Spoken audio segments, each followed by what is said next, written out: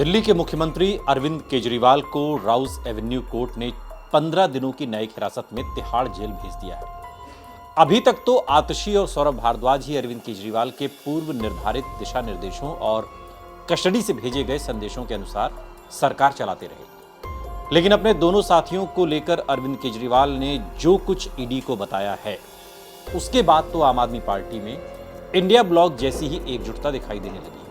वैसे भी राघव चड्ढा और स्वाति मालीवाल के भी ऐसे नाजुक दौर में विदेश दौरे की भी खूब चर्चा हो रही है। अरविंद केजरीवाल और आम आदमी पार्टी के सामने आए सबसे मुश्किल दौर में चीजें सुनीता केजरीवाल के ही इर्द गिर्द घूमती हुई नजर आ रही हैं। रामलीला मैदान और अरविंद केजरीवाल का बहुत पुराना रिश्ता है। अन्ना हजारे को आगे रखकर अरविंद केजरीवाल ने रामलीला मैदान में बड़ा आंदोलन किया था। तब देश में यूपीए की सरकार थी और रामलीला मैदान में अरविंद केजरीवाल मुख्यमंत्री पद की शपथ भी ले चुके हैं। 31 मार्च की रैली इंडिया ब्लॉक की थी और काफी हद तक अरविंद केजरीवाल और हेमंत सोरेन की गिरफ्तारी पर ही फोकस नजर आई। बातें तो राहुल गांधी और मल्लिकार्जुन खड़गे ने प्रधानमंत्री नरेंद्र मोदी, बीजेपी और आरएसएस की भी की, उनकी तरफ से जहर घोलने की भी, लेकिन ज्यादातर नेताओं के भाषण में मुख्य तौर पर दो ही नाम रहे, अरविंद केजरीवाल और हेमंत सोरेन। पहले अरविंद केजरीवाल और फिर हेमंत सोरेन। रैली में आम आदमी पार्टी के कार्यकर्ता भी बढ़ चढ़कर हिस्सा ले रहे थे। लोगों को पानी पिलाने से लेकर मदद की हर जरूरत के लिए तैयार दिखे। रैली के मंच पर सुनीता केजरीवाल को सोनिया गांधी की ठीक बगल में बिठाया गया था। गठबंधन का नेतृत्व कांग्रेस कर रही है और सोनिया गांधी कांग्रेस की सबसे सीनियर नेता हैं। वैसे उम्र और ओहदे में तो फिलहाल मल्लिकार्जुन खड़गे ही बड़े हैं, लेकिन उनकी कुल जमा एक ही खासियत है, गैर गांधी कांग्रेस अध्यक्ष। सुनीता केजरीवाल को लेकर एक और भी खास बात दिखी।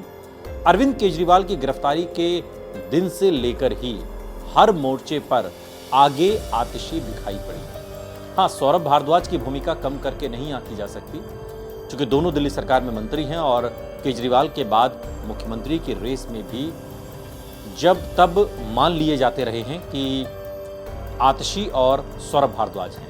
लेकिन रामलीला मैदान की एक तस्वीर ने राजनीतिक स्थिति की पूरी तस्वीर साफ कर दी। सुनीता केजरीवाल तो सबसे आगे की लाइन में बैठी थी, लेकिन आतिशी को पीछे की लाइन में जगह दी गई थी। जब सोनिया गांधी और सुनीता केजरीवाल बात कर रहे थे तो पीछे आतिशी का भी चेहरा नजर आता है। असल में यही आम आदमी पार्टी में सुनीता केजरीवाल और आतिशी की हैसियत की सही तस्वीर है। नेतृत्व सुनीता केजरीवाल कर रही हैं, लेकिन औपचारिक घोषणा नहीं हुई है। वैसे भी अब तो अरविंद केजरीवाल के बयान के बाद आतिशी जांच के घेरे में आ चुकी है। वैसे सुनीता केजरीवाल का ये कुल जमा तीसरा पब्लिक अपीयरेंस था।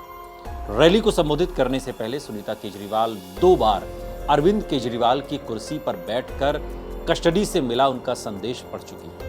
ये वही कुर्सी है जिसके ऊपर भगत सिंह और अंबेडकर की तस्वीर लगी हुई है। जेल से सरकार चलाने की बातें भी अरविंद केजरीवाल की राजनीतिक लड़ाई का हिस्सा है। हकीकत से तो वो भी वाकिफ होंगे ही, जैसे ईडी के समन को नजरअंदाज कर वो अपनी चालें एक तरीके से चल रहे हैं, बिल्कुल वैसे ही केंद्र सरकार और दिल्ली के एलजी के संभावित कदमों के हिसाब से आगे बढ़ रहे हैं। ये तो वो भी जानते ही हैं कि जेल में न तो कैबिनेट की मीटिंग हो सकेगी, न ही अफसरों के साथ बैठक और न ही किसी कागज पर दस्तखत। मौखिक आदेश के लिए भी मैसेंजर का ही सहारा होगा और अभी तो उनकी पत्नी सुनीता केजरीवाल ही मैसेंजर की भूमिका में एक तरीके से दिखाई देती है। मैसेज देने के लिए भी बस आमने सामने की मुलाकात होगी, जिसमें बीच में शीशे की एक दीवार भी होगी। दूरियां कम नहीं होंगी, कोई लेन देन का स्कोप नहीं होगा। संवाद और संदेशों के लिए भी माइक और स्पीकर का ही सहारा होगा। वहीं शीशे के आर पार दरअसल जेल से सरकार चलाने की असली तस्वीर यही है। अरविंद केजरीवाल की रणनीतियों में से एक महत्वपूर्ण बात सामने आई है। शराब नीति केस में सरकारी गवाह बन चुके विजय नायर को लेकर अरविंद केजरीवाल का एक बयान सामने आया है। अरविंद केजरीवाल ने ईडी की पूछताछ में बताया है कि विजय नायर उनको रिपोर्ट नहीं करते थे।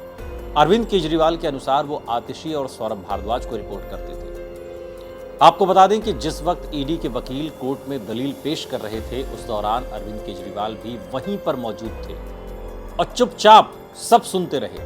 वकील के जरिए ये बात पहले भी कोर्ट को बताई जा चुकी है, लेकिन अरविंद केजरीवाल के हवाले से ये चीज पहली बार सामने आई और ये खबर आते ही आतिशी को मीडिया के सवालों से बचकर भागते हुए देखा गया। अरविंद केजरीवाल के बयान के बाद तो आतिशी और सौरभ भारद्वाज पर भी गिरफ्तारी की तलवार लटकने लगी।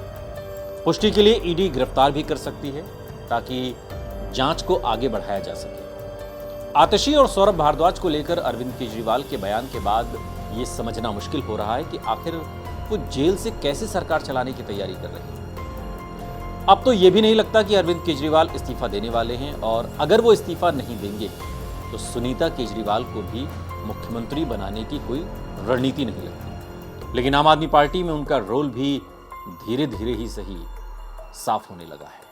तो क्या अरविंद केजरीवाल की जगह अब सुनीता केजरीवाल दिल्ली की अगली मुख्यमंत्री होंगी? ये बात आम आदमी पार्टी में ही नहीं, दिल्ली के आवाम के बीच भी अब खुसफुसाहट का चर्चा है। इसकी चर्चा हो रही है, लोग इस बात को जानना चाह रहे हैं। इस तरीके की चर्चा दिल्ली का हर आमो खास कर रहा है।